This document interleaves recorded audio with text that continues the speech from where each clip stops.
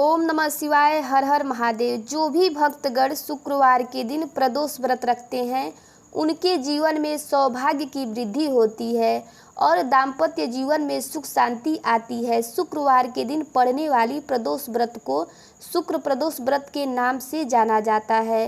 प्रदोष व्रत को हिंदू धर्म में बहुत शुभ और महत्वपूर्ण माना जाता है। इस दिन पूरी निष्ठा से भगवान शिव की आराधना करने से जातक के सारे कष्ट दूर होते हैं।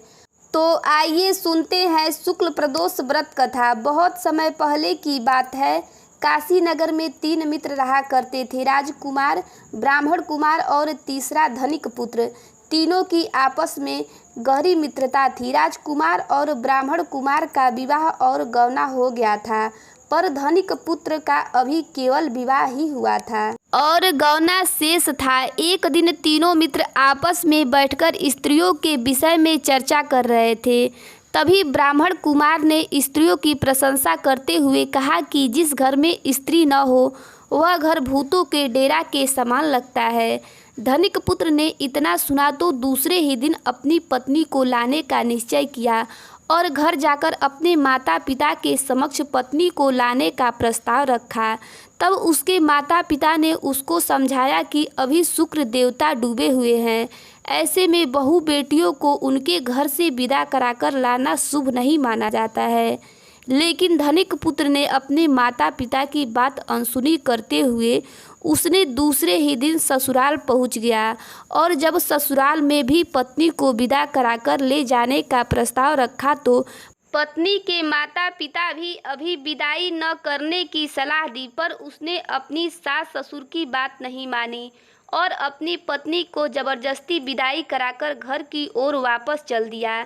अभी वह शहर से कुछ ही दूर निकला होगा कि रास्ते में उसे लूटने वाले गिरोह से पाला पड़ गया और उसका सारा रुपया पैसा तथा उसकी पत्नी के सारे गहने आभूषण लूट कर चल दिए।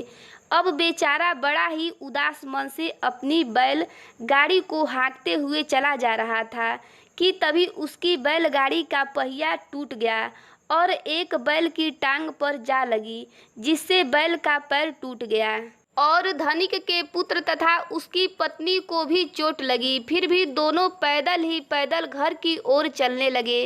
रास्ते में पैदल चलते चलते दोनों काफी थक गए, पर किसी तरह गांव पहुंचने ही वाले थे कि दोनों को काफी जोर से प्यास लगी। दोनों गांव के समीप तालाब के किनारे बैठकर पानी पीने लगे। तभी न जाने कहां से सांप आकर धनिक पुत्र को डस लिया और वह वहीं गिरकर मूर्छित हो गया। यह सब देख उसकी पत्नी ने चिल्लाते हुए गांव के लोगों को मदद के लिए बुलाई।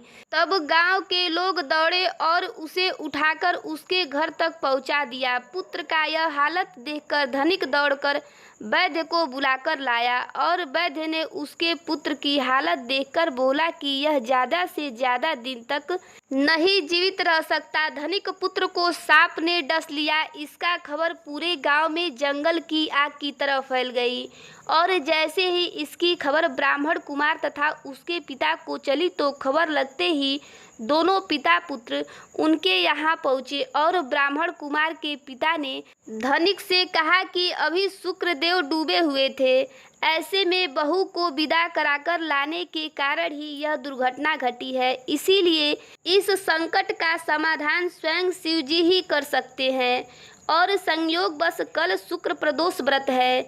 यदि हम सभी नगर वासियों के द्वारा धनिक पुत्र की मंगल कामना हेतु शुक्ल प्रदोष व्रत किया जाए और बहू एवं धनिक पुत्र को तत्काल ससुराल भेज दिया जाए तो यह संकट टल सकता है। और इसके बाद ब्राह्मण कुमार के पिता के कहे अनुसार धनिक पुत्र तथा उसकी पत्नी को वापस धनिक पुत्र के ससुराल भेज दिया गया और पूरा नगर दूसरे दिन शुक्ल प्रदोष का व्रत किया तथा आपस में प्रसाद वितरण किया, जिसके फल स्वरूप धनिक का पुत्र स्वस्थ हो गया।